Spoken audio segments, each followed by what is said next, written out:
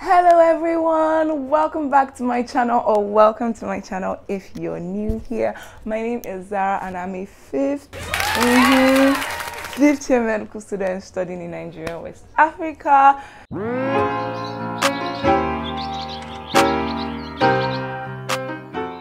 First of all, you guys are amazing. I have to say, before I start this video, I just have to say how amazing every 1-800 of you people got me in my feelings. You got me in my feelings. Thank you so much, guys, for the love, for every exam related videos that I've put out. You guys have come true. You guys have been amazing. You guys have been encouraging. Thank you so much, guys. Like, oh god, I'm shy. I'm so emotional right now.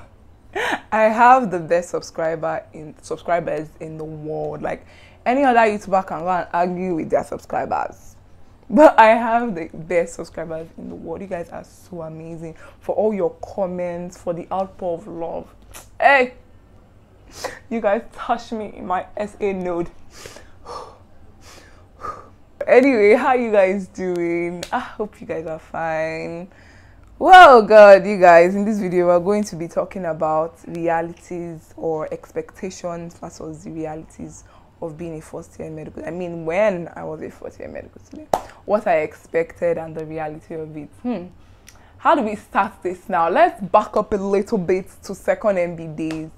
During second MB days, they're telling me that you'll be free after second MB. Just try, strive, pass. After second MB, you'll be free. You have time for yourself. But no, that's not what happened. That's not what I saw. Do you understand? Okay, now let's talk about the classes. Second MB classes run with, like, let's say 5 to 6 hours in a day. Lectures are usually 2 to 3 hours, depending on how many lectures you have that day. I mean, lecture, not fixed classes. Lecture. So, like, 2 to 3 hours for your class. If you have 2 hours. If you have 3 hours. So practicals will now be like an hour to 3 hours, depending on the one you have. If you have BIC, if you have physio, that's physiology, or if you have anatomy. Anatomy is usually the longest or the lengthiest, because you have to do cadaver, you have to do osteo, that's bones, and you have to do what's the other one, histology, that's looking at the slide. I'm going to be using 4th year and 3rd MB interchangeably, because if you're in 4th year, you're in the 3rd MB class, because you're writing 3rd MB, you get, so don't get confused in any way. So not in 3rd MB class. 3rd MB class, our lectures started by 8:30 and finished around 6, so that's like 9 hours 30 minutes. So everything is almost 10 hours, because getting to your hostel, you're getting there around 6:30, 7. Lectures and practicals though. But the good thing about it is that the practicals were placed into groups. So if I'm in group B and group A has practical today, I'm literally free from between 2 to 3. I should be free. While if I have practical that day, I'm gonna be stressed out, like, because I'll have practicals till 6. So that's how it was. 9 hours 30 minutes and 5 hours. Let's use 10 hours. 5 hours and 10 hours. That's like double the time. Please, I'm still looking for where I will be free. I'm still looking for the free time. I'm still looking for the free space. It wasn't there. There was no free time. Okay, the only time I can say that we're relatively, see that word relatively is very important, relatively free, was during our M1 S1 days. So basically 4th year is 9 months, but we spent 21 months, because 21 months and a week because of the pandemic, but that's fine. That's not fine, but that's fine. So 9 months, the first 3 months, we don't have semesters in medical school. We rather say blocks. So we have block lectures. So first block, second block, first block, second block, like that. So first block lectures was 3 months. So after your first block lectures, you have your first test. Then after first block lectures, you have this next 3 months is for your M1 S1. Basically, you're being introduced to medicine and surgery. You're being taught how to clerk. I did a video on my surgical units, medical units. I'm going to try and leave it up here somewhere and also in the description box. So if you guys want to see how my surgical units, my S1 experience was, I'm going to check that video. Anyway, so you're being introduced to medicine and surgery. So you do that within 3 months. You go to the hospital, you learn how to collect patients, learn how to take history, because that's like very important. That's the foundation of good patient care, basically, taking a good history. So that time we're relatively free, because now you must be in the hospital, like, depending on the unit you are, or you must be in the hospital like before 10 or 10, and depending on what you have that day. If you have what's this thing called, outpatient clinic, if you have clinic, if it's your clinic day, if it's your surgery day, if it's ward round, depending on what you have that day, you know the time you come in, basically, but usually before 10.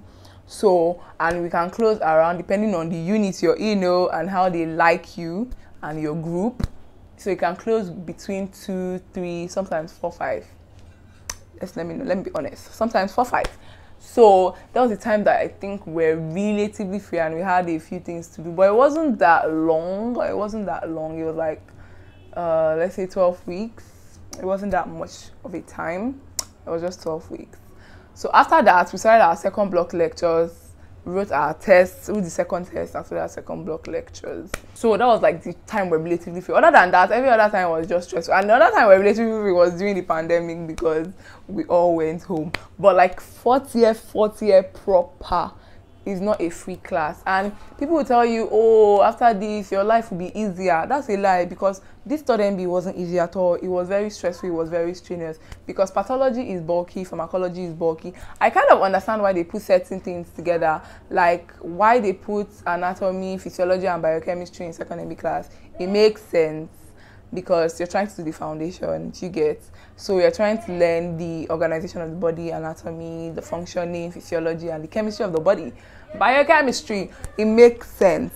Pathology and pharmacology, it makes sense. Now you're diverting from the normal, you're going into disease states, and you're being taught the treatment options. It makes sense, like, oh, they should be together. But it's bulky. At the end of the day, it's too much. It's too much. It's too much. So because of how bulky, because of how much, like, what we had to learn was, like, I counted our topics, because I use it to kind of arrange my life and schedule my reading and all of that. It was about, how many now? 200 and something for 9 months. For 6 months, actually, because 3 months is actually for M1, S1. So it was a lot. Third MB was emotional. Hey, emotional roller coaster. It was physically draining, emotionally draining, psychologically draining, socially draining. All the alleys, just put it in there. Financially draining. Yes, all the alleys, put it in there. So it was so stressful. Honestly, it was so stressful. I'm not saying this to discourage anybody, but I just want to tell you the truth so you know what you're in for.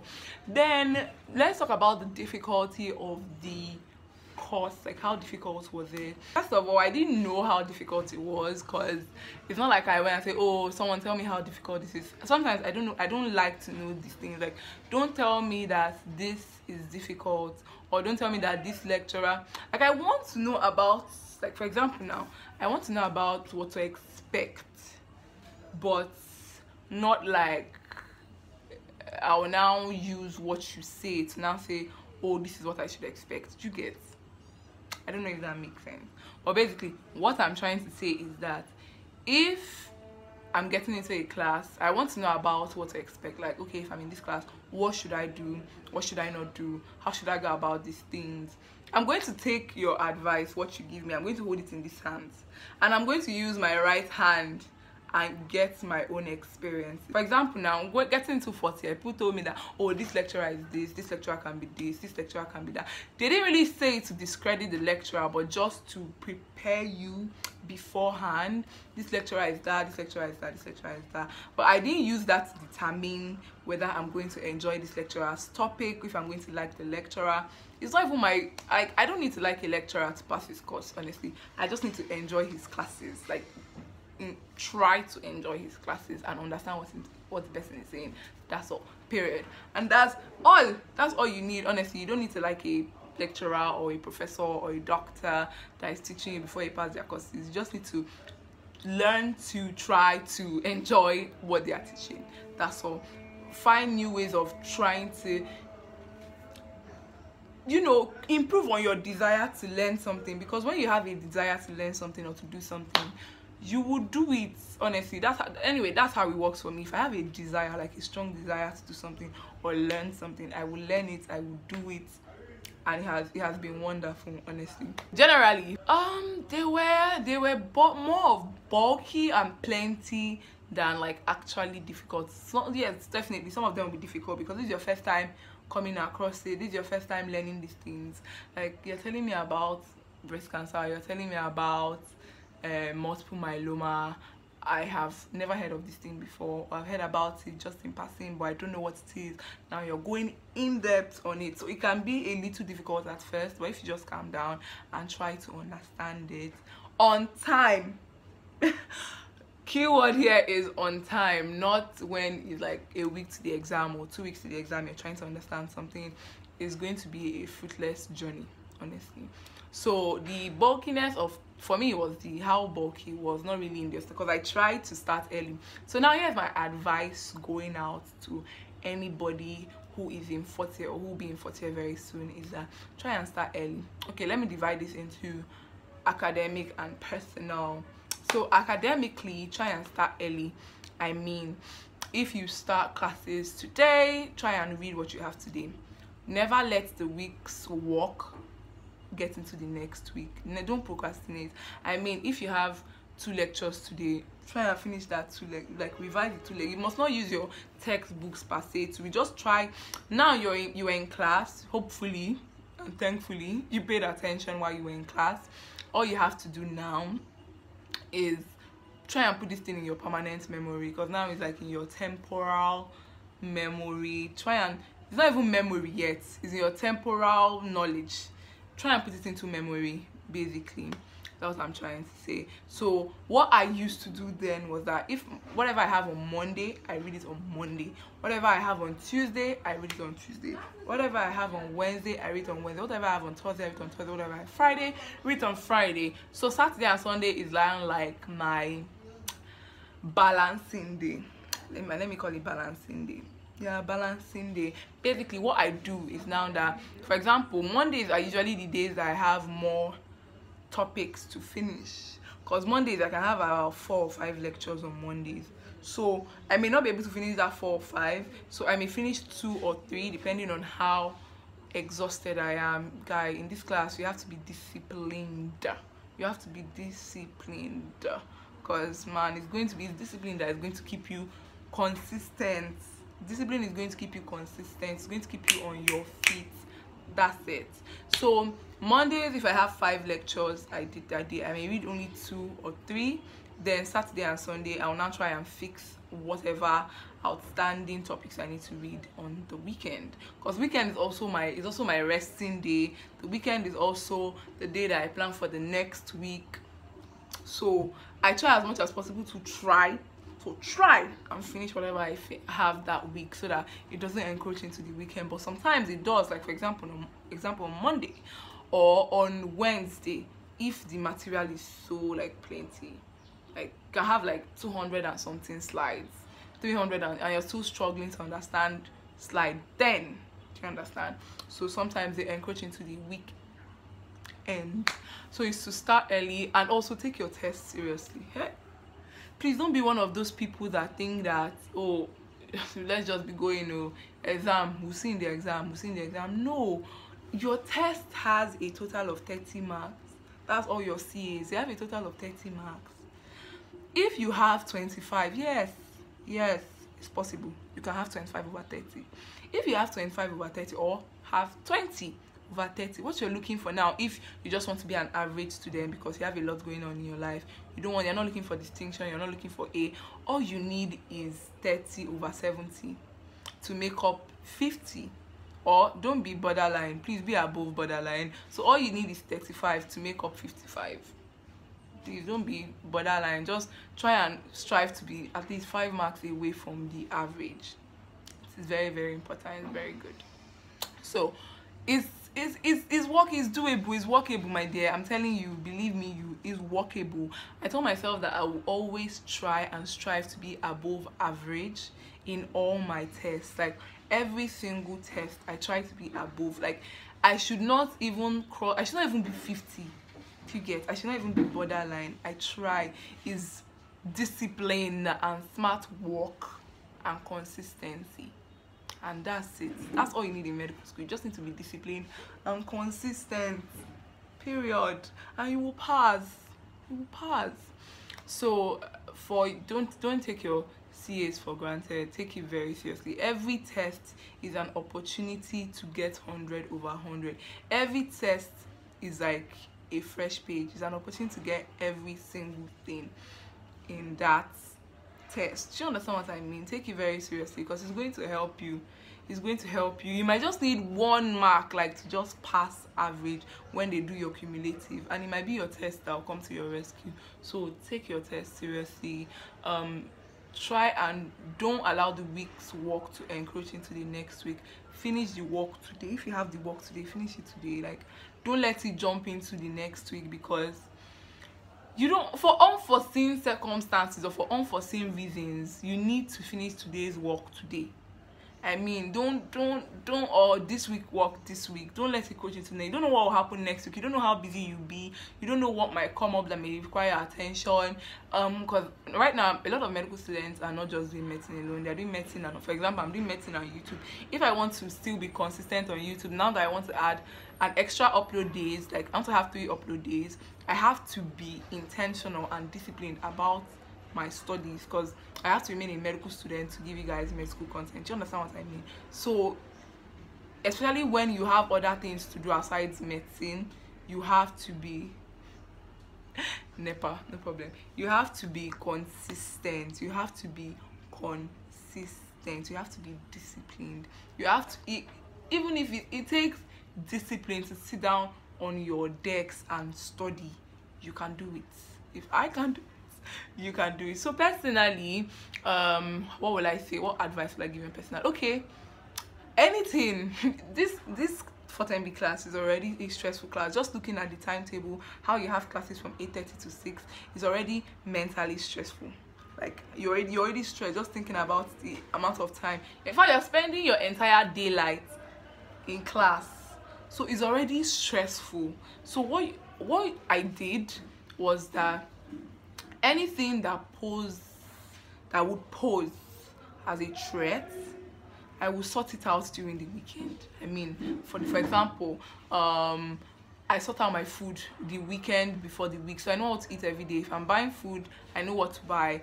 If I'm cooking, I know what to cook. I try and cook that weekend, like make stew that weekend and put it in my fridge, or just cook stew and just keep it, or soup, something like that. Plan foods that are easy to make. If I'm going to be making it, like if I'm going to make it on Tuesday, if it's tea I'm going to have in the morning, it's easy to make. All I need to do is put milk, put this, put that, pour hot water, and drink my tea and eat bread. Do you understand what I mean? Just make my life less stressful. Medical school is already stressing me, so why will I stress myself? You can't see me cooking soup or trying to make soup on Tuesday, because that is just a lot of work. Do you understand what I mean? If I'm going to be buying food, I want to think about the food I'm going to buy now, not when the time comes. Say, okay, God, oh, like is it yam, is it beans, oh Jesus, is it rice, oh my god, oh my god, oh my god, I'm so overwhelmed right now. No, try and plan anything that will pose as a threat. Try and plan that. If it's food, if it's your uniform, the clothes you're going to be wearing that week, your lab coat, your white and black, or your mufti, if your uni takes mufti, try and iron it out. Yes, because first of all, in Nigeria, light is not trustworthy, as you can see. Light, you can't bank on light, so you have to walk like this. So I try to sort out my laundry and iron latest Sunday. Even if I don't iron everything for the week, at least 3 days worth of clothes for the next 3 days. All I need to do is pull out and wear. That's all, and get going. Shoes, clean during, like, if you ask me to clean my shoe during the week, it's a lot of work. It's really stressful. So if I'm going to do any shoe related thing, I like to do it on the weekends.